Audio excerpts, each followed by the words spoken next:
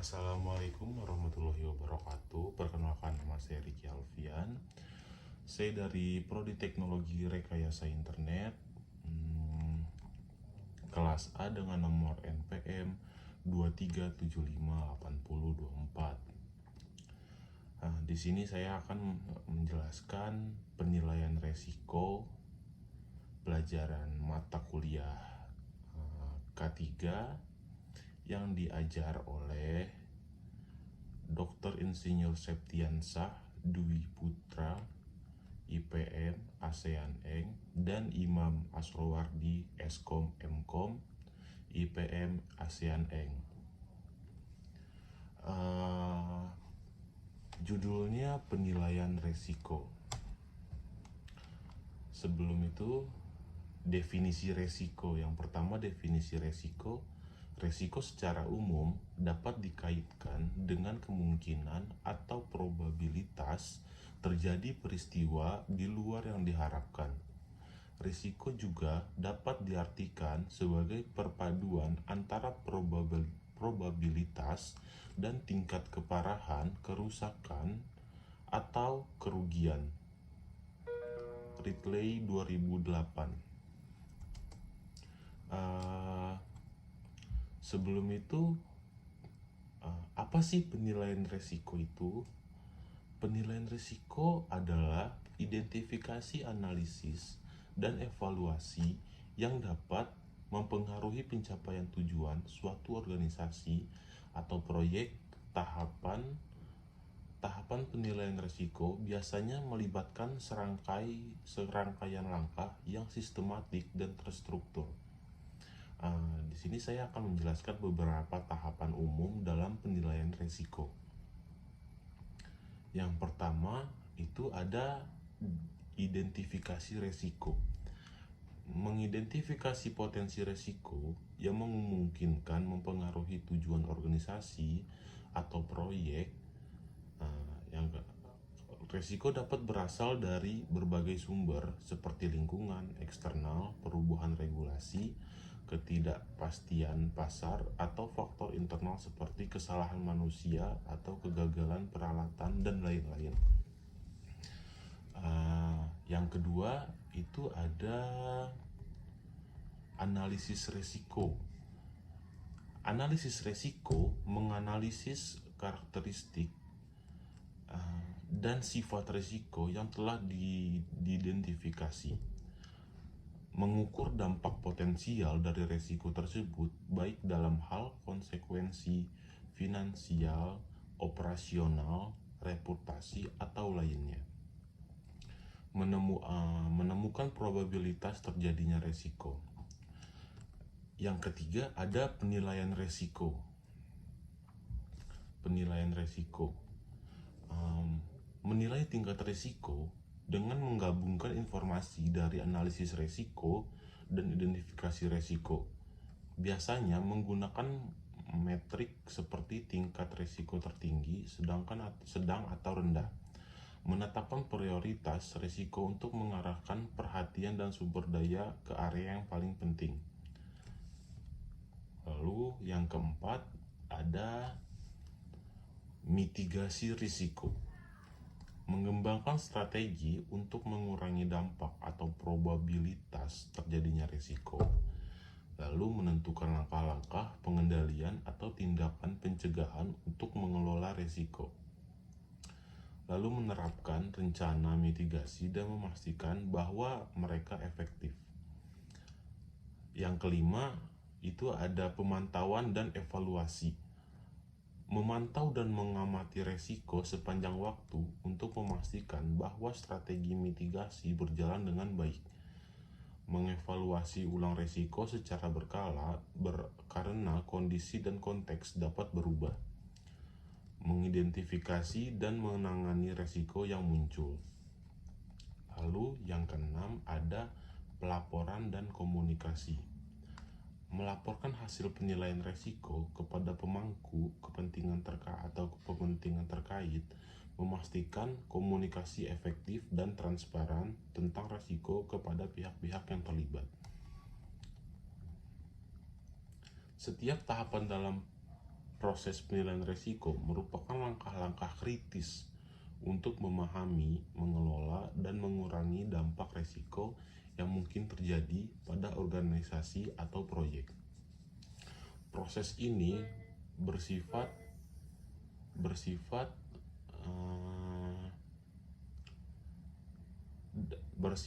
iteratif dan perlu dijalankan secara berkelanjutan untuk memastikan bahwa pemahaman terhadap risiko selalu diperbarui dan strategi mitigasi tetap relevan. Selanjutnya ada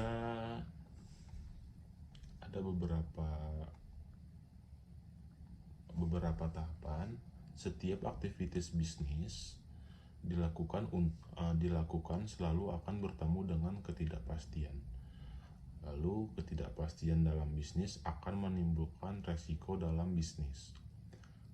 Lalu ada resiko akan memberikan ancaman, biaya, kerugian, dan lain-lain bagi perusahaan. Yang ketiga, yang selanjutnya ada setiap resiko yang terjadi di dalam aktivitas bisnis harus senantiasa diminimalisasi. Selanjutnya ada tahapan penilaian risiko. Analisa dan penilaian risiko adalah merupakan bagian dari manajemen risiko, risk management, yang tahapan sebagai berikut. Komitmen, yang pertama ada komitmen, lalu persiapan, setelahnya ada identifikasi bahaya, lalu ada analisa risiko, lalu ada dampak, peluang, penilaian risiko, penanganan risiko. Sudah.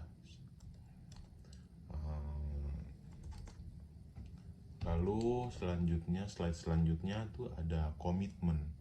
Kegiatan manajemen risiko harus mendapat dukungan dari pihak manajemen operasi karena manajemen terlibat dalam pengambilan keputusan terkait dengan kebijakan organisasi secara keseluruhan, terkait dengan alokasi sumber daya, personil, finansial, sarana, dan lain-lain.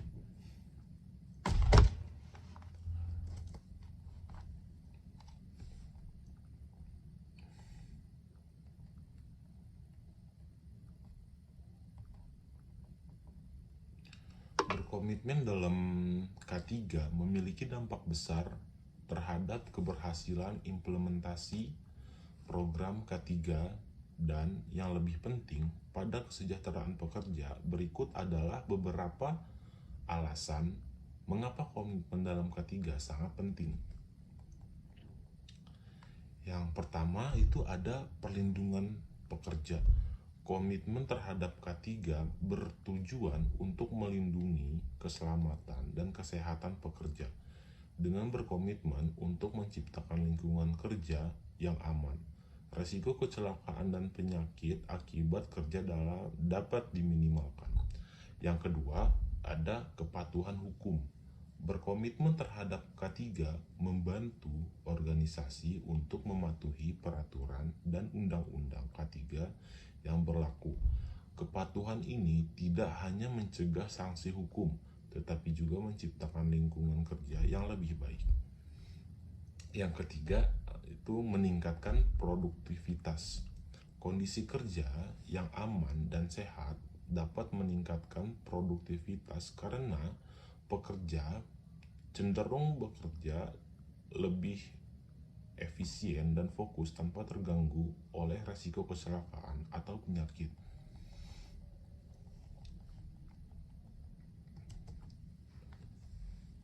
Selanjutnya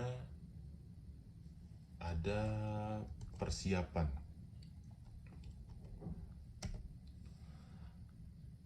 Agar pelaksanaan manajemen risiko berjalan dengan lancar, maka diperlukan persiapan antara lain ruang lingkup kegiatan manajemen risiko, personil yang terlibat dalam kegiatan manajemen risiko, standar atau acuan dalam menentukan kriteria risiko.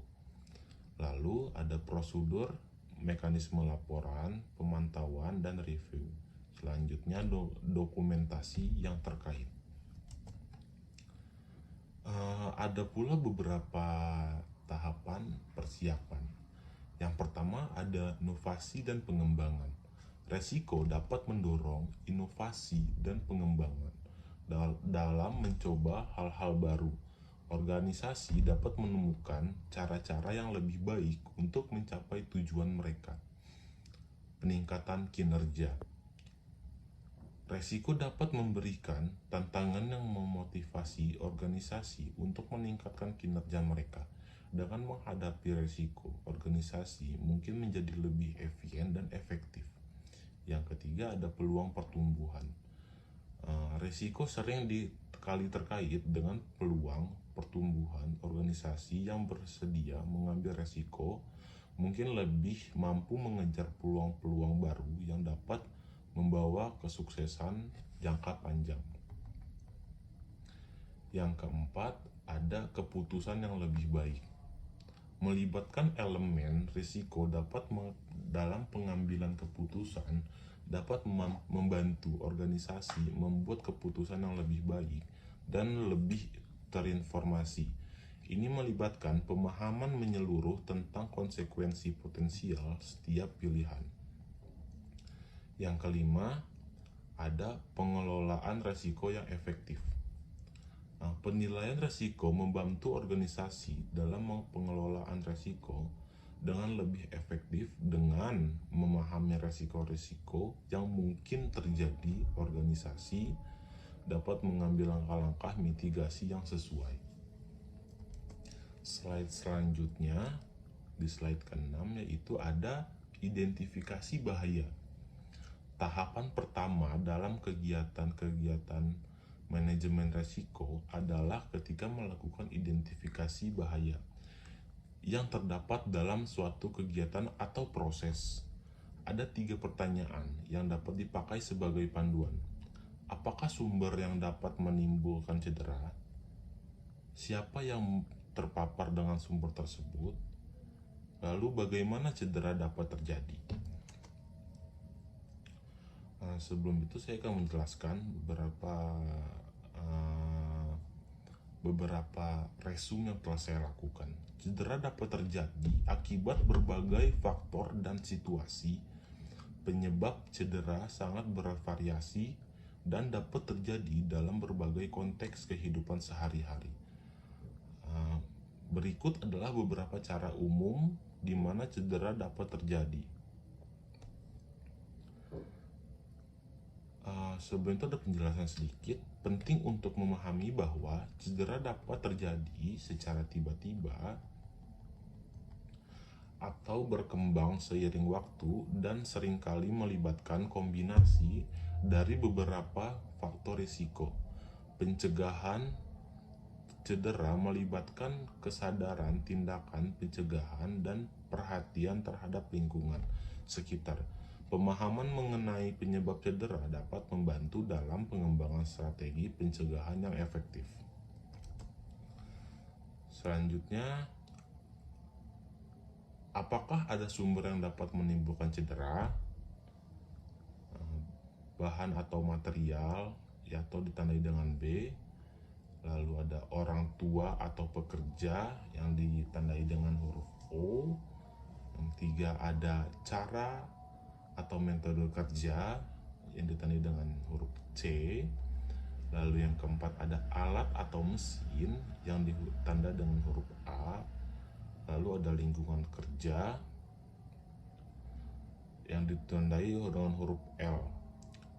Yang B, siapa yang terpapar dengan sumber tersebut?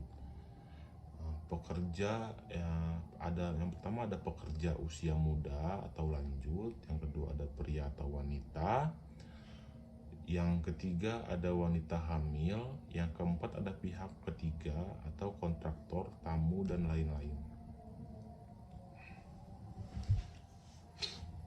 C. Bagaimana cedera dapat terjadi, timbul, apakah seseorang dapat? Yang pertama ada jatuh dari elevasi, sama atau berbeda, tertimpa atau terkena benda jatuh, terbentur atau tertabrak, terjebak atau terjepit, mengeluarkan tenaga berlebihan, terpapar atau kontak dengan suhu berlebihan, terpapar kontak dengan arus listrik, terpapar kontak dengan B-3.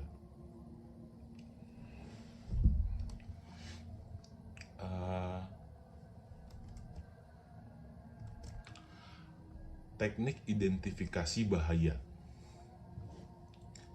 Hazard atau bahaya merupakan sumber situasi atau tindakan yang berpotensi mencederai manusia atau kondisi melainkan fisik atau mental yang teridentifikasi berasal dari dan atau bertambah buruk karena kegiatan kerja atau situasi yang terkait dengan pekerjaan. Banyak alat bantu yang dapat digunakan untuk mengidentifikasi bahaya di tempat kerja. Beberapa metode atau teknik tersebut antara lain inspeksi, pemantauan, audit, kuesioner, data statistik, HAZOP, HIRA, DKK. Selanjutnya ada hazard analysis.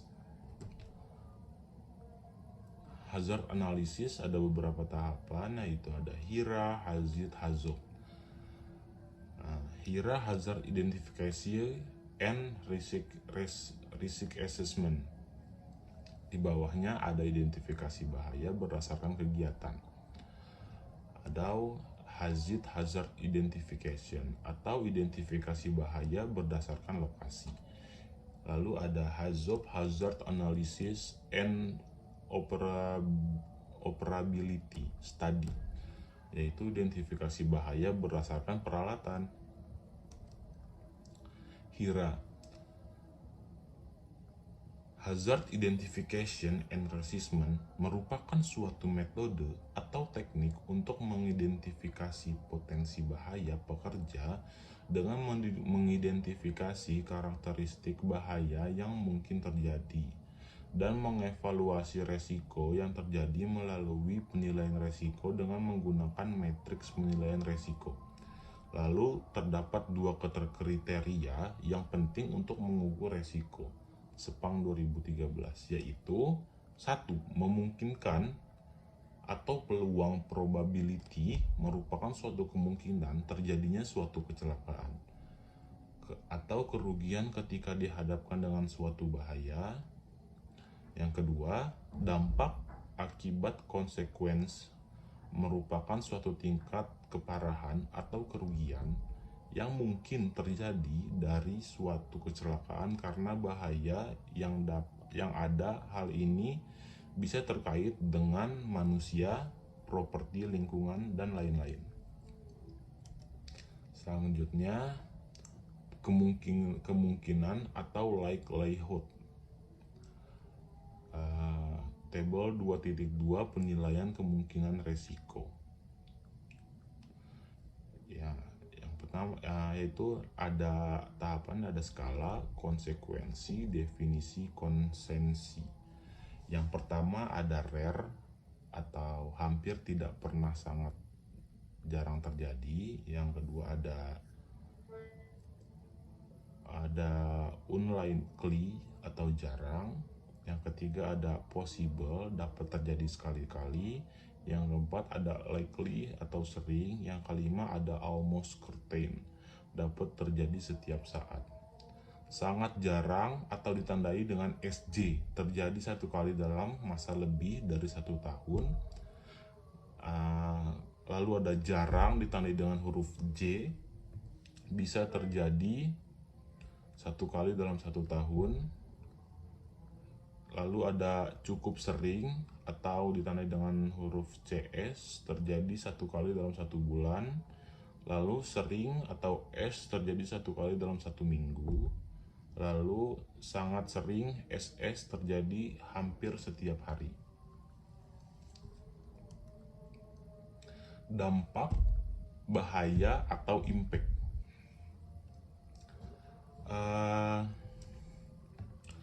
Ada tabel penilaian dampak resiko, yaitu ada skalanya, ada konsekuensinya, ada definisi konsekuensi. Konsekuensinya ada insignifikan atau tidak terjadi cedera kerugian finansial sedikit. Yang kedua ada minor, cedera ringan, kerugian finansial sedang. Yang ketiga ada moderate atau definisi konsekuensi cedera sedang, perlu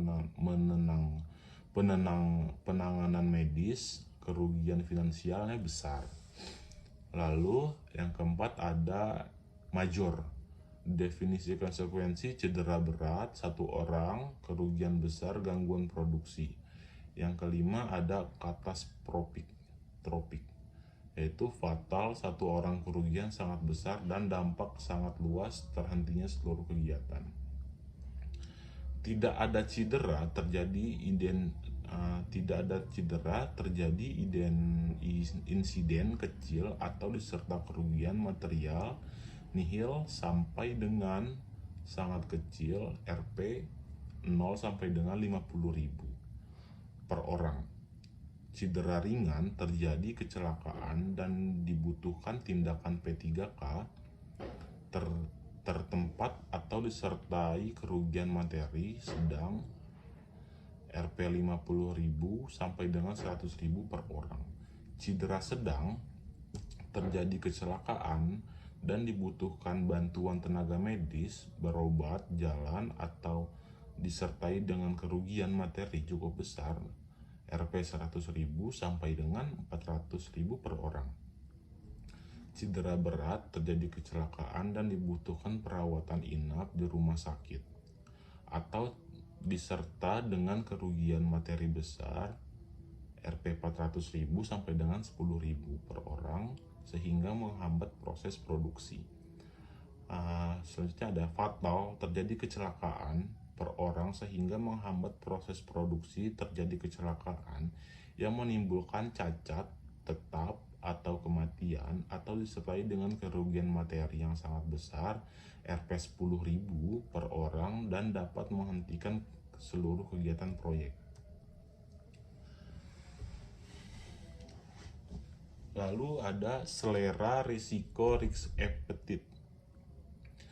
Risk appetite atau dalam bahasa Indonesia disebut sebagai selera risiko adalah sejauh mana suatu organisasi atau entitas bersedia menerima risiko dalam mencapai tujuan atau sasaran mereka. Dengan kata lain, risk appetite adalah tingkat risiko yang dapat diterima atau diinginkan oleh suatu organisasi dalam rangka mencapai strategi dan tujuan bisnisnya.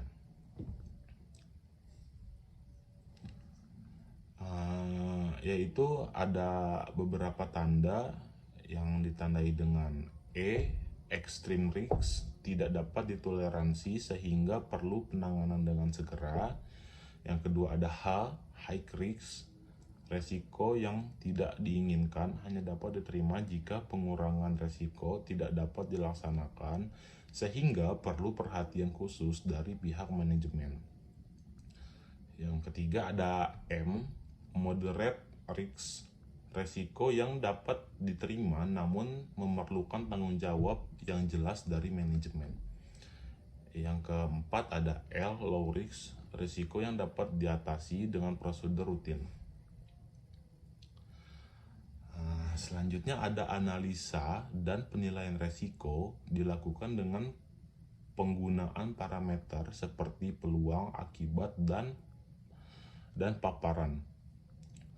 5.1 Peluang probability adalah kemungkinan terjadi suatu kecelakaan atau kerugian ketika terpapar dengan suatu bahaya. Beberapa jenis peluang. Yang pertama ada peluang pekerja jatuh seperti melewati lantai licin. Yang kedua, peluang pekerja terhisap uap B3. Yang ketiga, peluang terpukul jarinya ketika menggunakan palu. Yang keempat ada peluang tersengat listrik seperti pegang kabel yang terkelupas isolasinya. Yang kelima, peluang sopir tabrakan ketika mengendarai mobil. Yang keenam ada peluang kehilangan data di data center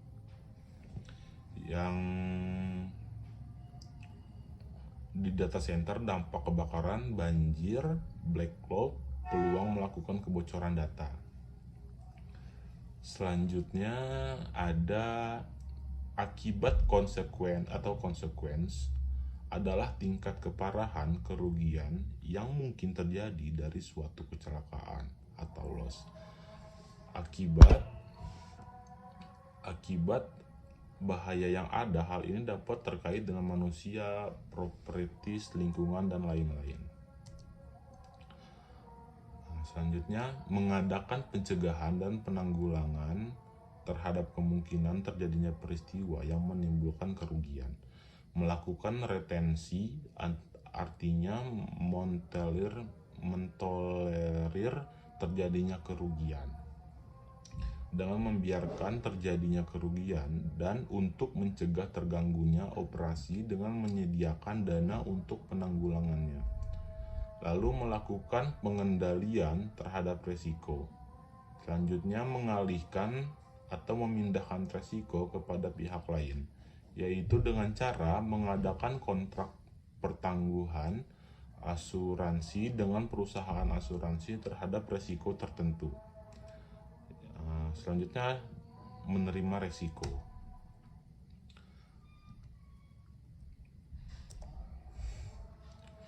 Pengendalian risiko K3, kendali terhadap bahaya di lingkungan kerja, adalah tindakan-tindakan yang diambil untuk meminimalisir atau mengeliminasi risiko kecelakaan kerja melalui eliminasi, substitusi, engineering, control, warning system, administrative control, alat pelindung diri.